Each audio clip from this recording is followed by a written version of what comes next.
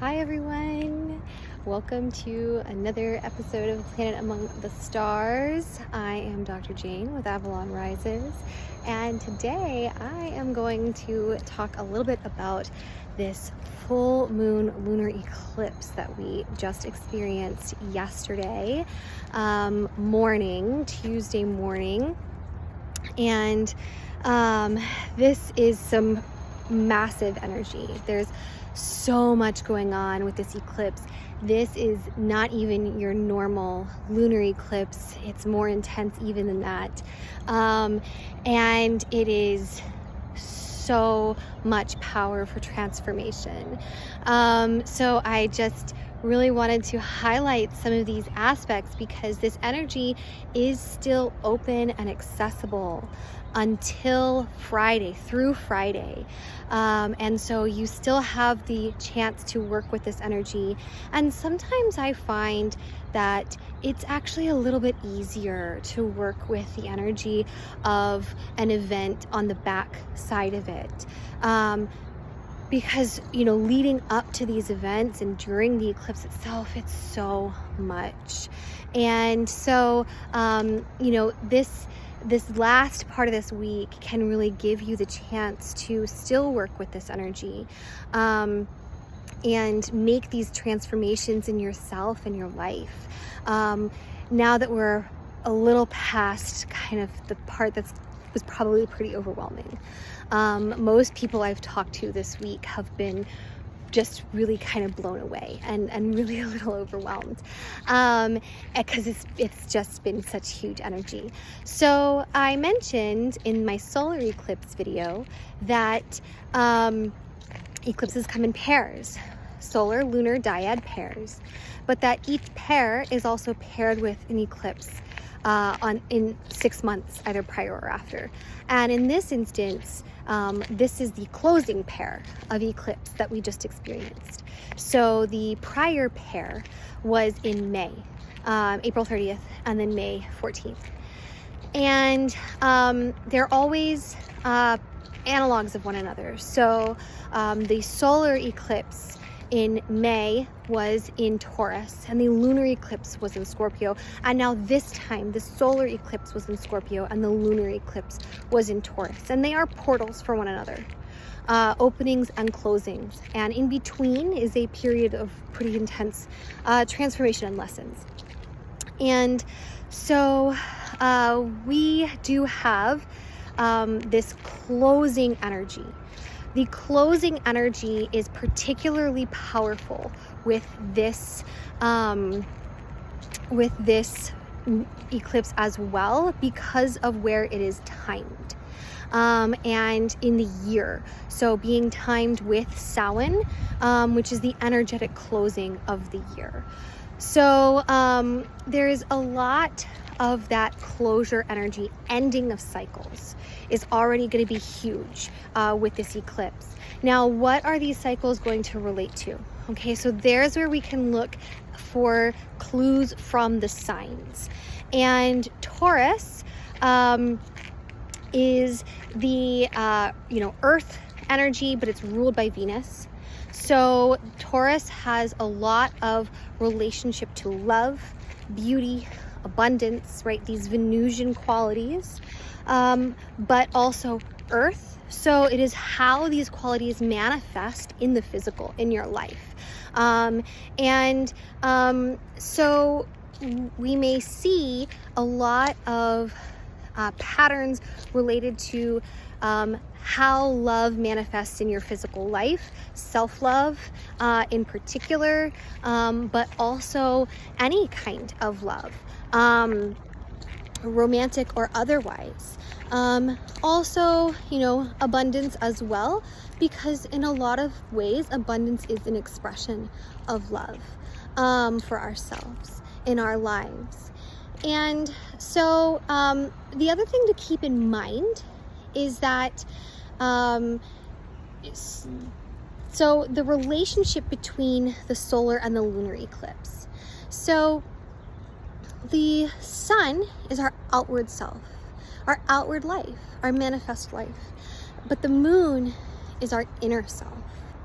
And the relationship between the sun and the moon in the sky is indicative of the relationship between our inner and our outer selves. They are reflections, right, of one another. And this is actually the Hermetic principle, as within, so without, as without, so within, expressed as above in the sky and as below in our lives. And so the relationship between our inner selves and the outer lives we create from that inner self is also going to be profoundly highlighted during this time. And so the patterns that came up in May and that you were shown in May are now going to come back for another round in this closing eclipse, but you will now be in a different spot. You will now have a different ability to shift those patterns in your life. And in particular, these patterns are going to be about the relationship between the Taurus-Scorpio axis. So because this is the bracketing signs, as well as the fact that there's some other planetary stuff going on at the same time.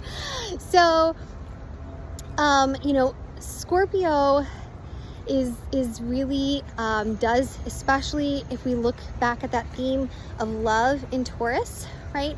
Scorpio has the very kind of sexual but romantic side to it, but also the shadow, right? And so that Taurus-Scorpio axis may really be highlighting how your shadow in terms of self-love, especially in terms of Taurus love, is manifesting in your outward life in terms of the Scorpio side of that.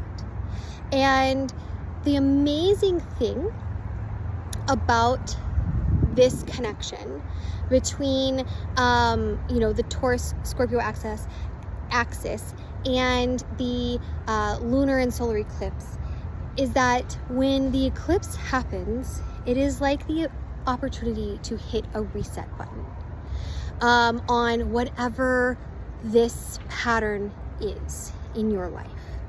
And it doesn't necessarily have to be romantic, but it can be showing up in any of the qualities, especially the vices of Scorpio, which you can listen about in my Scorpio video.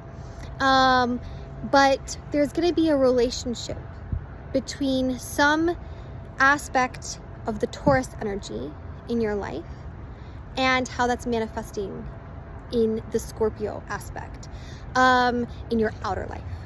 And so you can take a look at those energetic correspondences to sort of gain insight if you've been just kind of blown away, like, oh my God, why is this all this happening?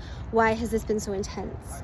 And this can give you kind of pattern recognition opportunities, right? So looking for those patterns. And then the eclipse gives you the opportunity to release.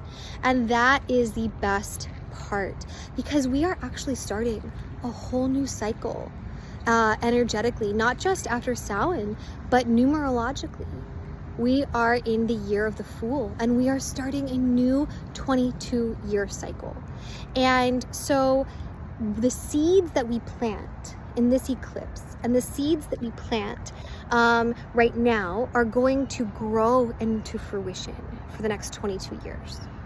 And so this is why this year has been so overwhelmingly powerful. Now, I mentioned that it's not just the eclipses that are going on, that there's some other stuff going on with the planets.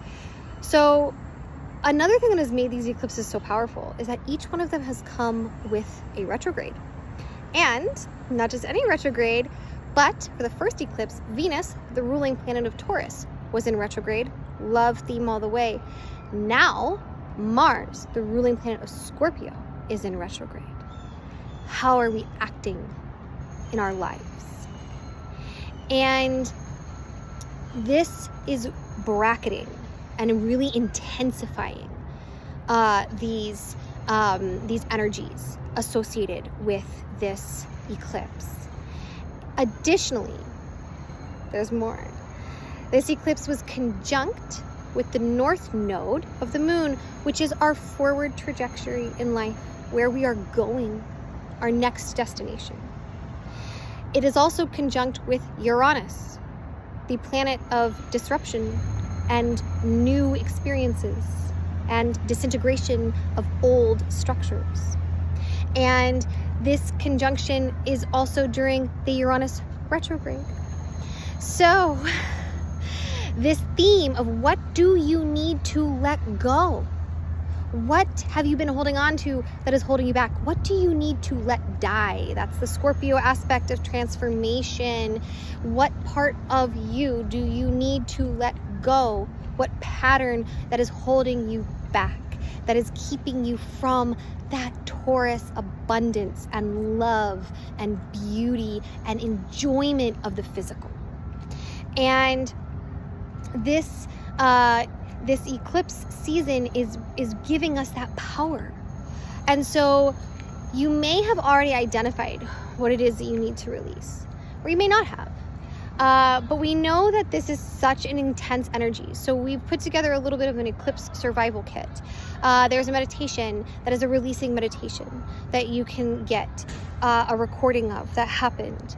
Additionally, if you are some other activities to help support you in this time, really feeling grounded. So you'll notice I am here in nature, right? Spending some time in the beauty of nature to absorb that Taurus grounding energy of love, abundance, beauty in the physical world.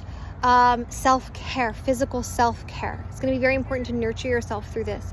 And then when you are also ready to release, fire is fine if you want to burn, but you can also use water.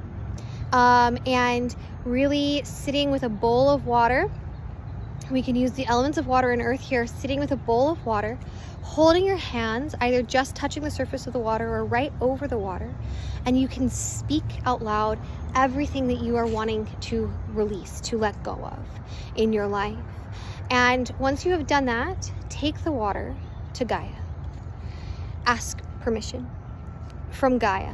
Ask Gaia to transform and transmute everything you put in that water back into the light, so that you can now be empty to receive that light as the moon is here and to move forward into the next cycle of your life.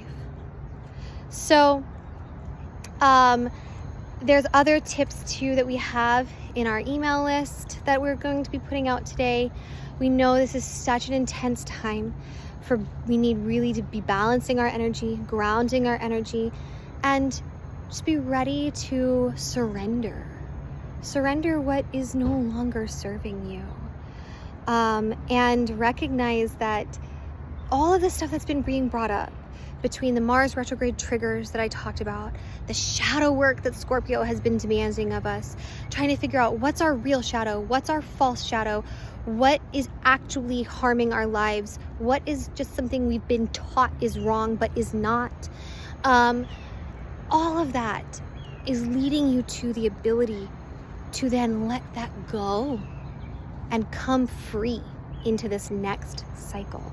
So use this eclipse energy, use that reset button power, and let it go and come into full recognition of both what you need to, let go that's been holding you back, but also your power to do it and be free.